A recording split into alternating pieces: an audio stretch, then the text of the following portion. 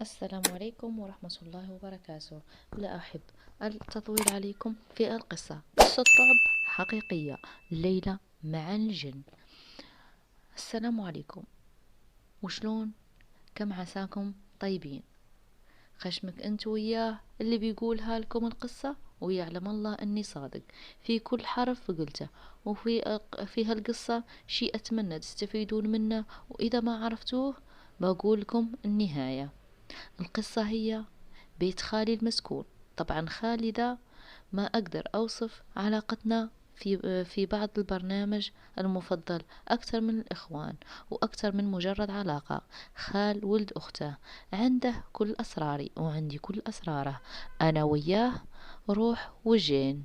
هو آراء تصويت نتائج يتزوج خالي ويطلق حياة العزوبية.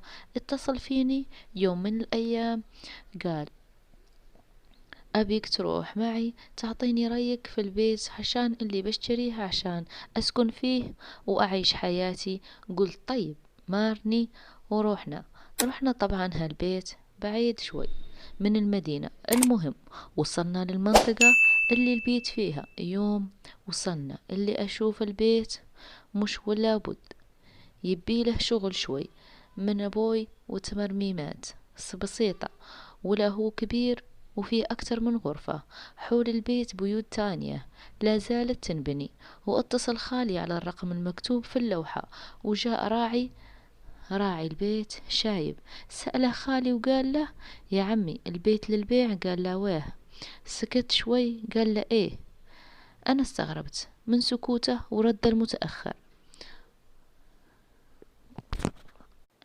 قال له ايه للبيع؟ جيت أنا وتلفتت وسألته طيب ليه كذا؟ البيت حالته حالة. قال لي ايه، اللي كانوا ساكنين فيه بعد ما طلعوا وتركون أنا انشغلت وما قدرت أرممه وأسويه. قال لي خالي أنا باخده يا عم، لكن الترميم والبوية عليك. أخذت خالي على جنبيه، دور على دور غيره، هذا أحسن نصيب ويبي يلعب علينا. قال لا لا، البيت عاجبني وسعره حلو وبعيد عن الإزعاج. قلت له بكيفك، المهم وافق الشايب اللي الديمن. وقال له خلاص الترميم والبوية علي، هدية مني عشان عرسك. استانس الخال وفك الخشة. وقبل لا نروح سألت راعي البيت طيب متى تخلص منه العرس؟ ما بقى عليه، قال أسبوعين بالكثير شهر إلا وهو خالص. قلنا طيب. رحنا نختار الأثاث والأغراض، وطبعا كلها على ذوقي بحكم خبرتي وحنكتي في الحياة. حجزنا الأغراض اللي زي منه لين متى ما يخلص البيت وتزوج الخال خلاص، وتركني لحالي. وسافروا شهر العسل. ترجعوا بعد قبل ما يتزوج خالي. كان محافظ على صلاته وإذا كاره. وبعد ما رجعوا بديت ألاحظ تقصير خالي في الصلاة. إذا جيته ولا كنت عنده، خالي اللي كان ينبهني بالصلاة والأذكار صرت أنا أقول له. والله القصة جميلة وعبرة كبيرة كبيرة كبيرة. كملوا معي هالقصة. الزبدة على مر زواج عرسان الغفلة 3 شهور. ويوم من الأيام اتصل فيني خالي، قال لي تعال أبيك بسرعة. قلت وش فيه؟ قال لي إذا جيت علمتك حركة وجيت عنده. يوم جيت درعمت قال لي ايه الله، حي الخال، ما ودك تعلمني بشهر العسل ويش صار معك ومعاكم شوي؟ اللي وجه خالي انقلب لونه وقال وجع راح وراك شوي. طلعت المدام جالسة عنده وأنا مدردم على ما أدري عن الشي المهم. جيت وجلست. ويش فيه؟ ويش صاير؟ قال بقول لك شي ويمكن ما تصدقني. قلت ويش صاير؟ تكلم. قال الحرمة صار لها أسبوع تقول فيه حاجات تصير غريبة في البيت. قلت حاجات من جدك أنت؟ وش هي؟ قال بدري، تقول أصوات غريبة وتحس في أحد يراقبها ويطالع فيها في البيت. قالت وش الكلام؟ تعود من إبليس، ما في إلا العافية وبيتكم وش زينة، ولا نسيت حتى اللي مختارينه. وبديت أهدي خالي. جت وقت الصلاة قلت يلا يا خالي مشينا نصلي، وتعود من إبليس وما في إلا العافية. قال لي لا لا راح روح أنت صلي وأنا بصلي هنا، ما أقدر أخلي الحرمة لحالها. قلت له طيب. رحت أصلي ورجعت ما لقيته في المجلس شوي إلا وصوتهم يسولفون، حتى خلاني أسمع. لا يكون ليكون مسوين مقلب. أنا يوم قال لي في البداية ما صدقت، رغم أني ما أنكر وجود الجن والشياطين. المهم جلست أسمع وش يقولون، إلا صوت خالي يقول يا بنت الحلال تعودي من إبليس، وين تبينا نروح ونخلي بيتنا وسمعنا؟ وترد وهي تبكي أنا ماني جالسة في بيت فيه جن، ما أقدر أصبر دقيقة واحدة. بعد ما سمعت اللي صار خطرت على بالي فكرة وناديت خالي وجاز. قلت له أنا سمعت اللي صار بينكم وسمعت كل شيء، لكن اسمع رأيي أخذ حرمتك ووديها عند أمي وخواتي لين نشوف صرفة مع اللي صاير ورجع أبيك. المهم راحوا وجلست أنا في البيت لحالي أحتري خالي يجي هنا. قلت خليني أشغل كونان اللي داخلي، وقلت بروح أدور يمكن في تفسير للي صاير.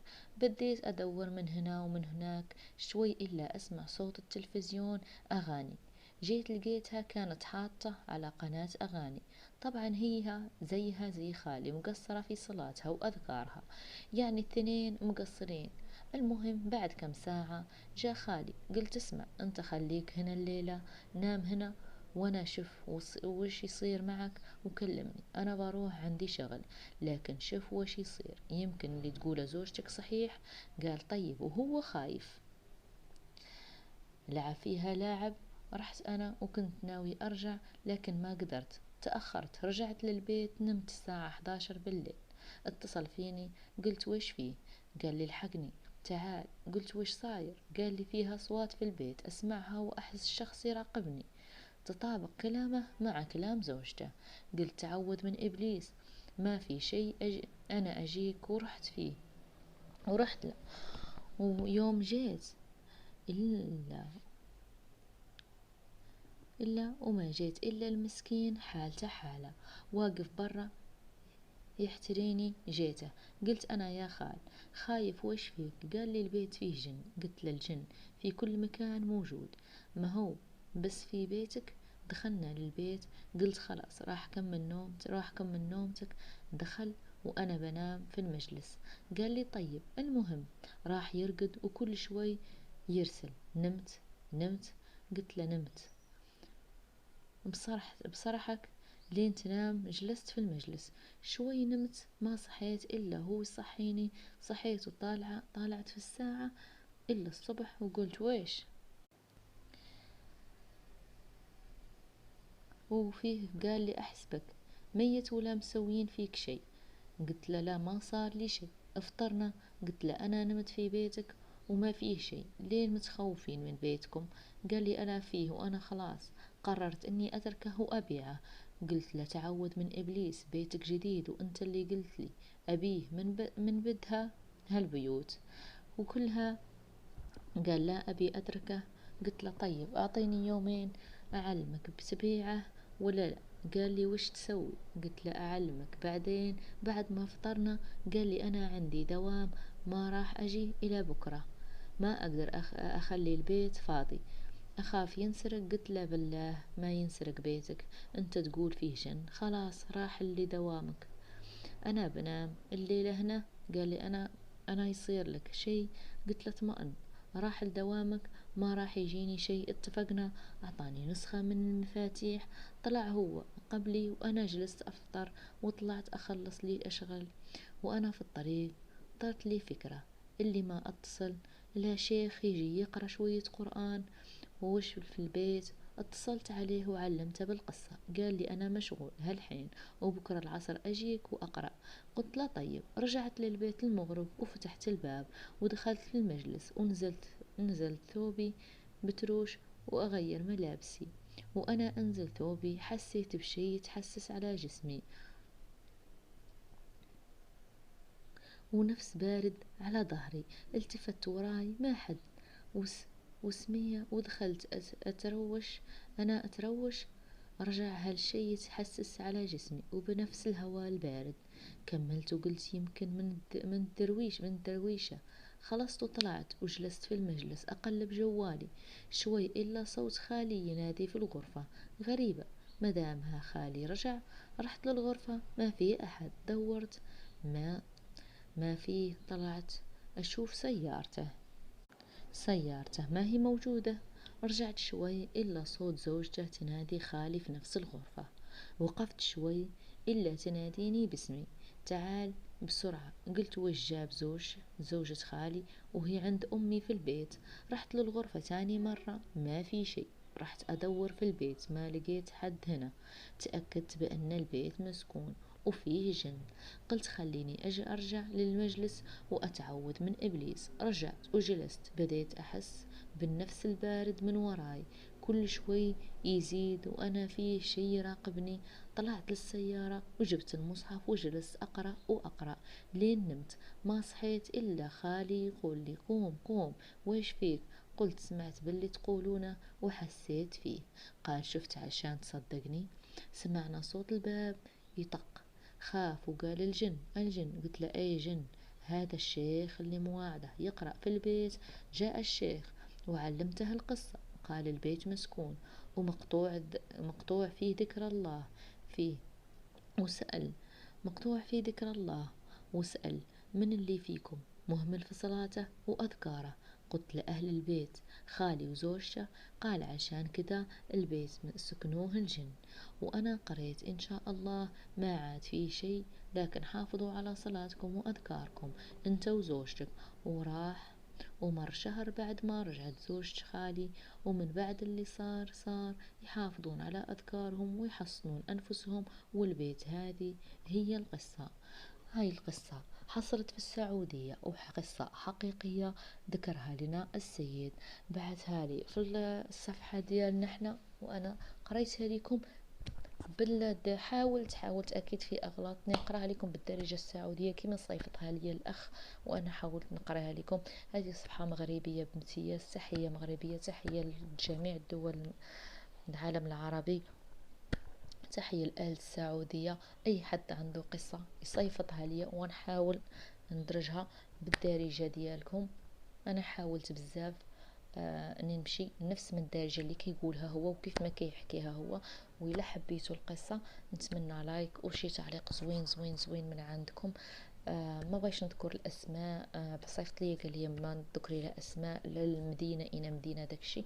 وانتم عارفينهم شعب محافظ بزاف. تحيه لاي شعب محافظ، انا كنعطيهم تحيه من عندي بزاف. الله يسهلها على الجميع. وكنتمنى تدعموني بزاف، كنتمنى تدعموني. انا كنتمنى شكون يدعمني، حيت القناه ديالي ضعيفه بزاف وباقا صغيره بزاف. الله يسهل عليكم الخوت، الله يحفظكم كاملين. الا كنتم من محبي القصص تابعوني، ديروا لايك، فعلوا الجرس. كندير قصص بالدارجة المغربية، قصص رعب، كنلوح شي حاجات من الحياة ديالي اليومية في الشورت. الله يسهل لكم الخوت، الله يحفظكم، الله يعزكم الخوت. تحية مغربية، تحية مغربية كبيرة.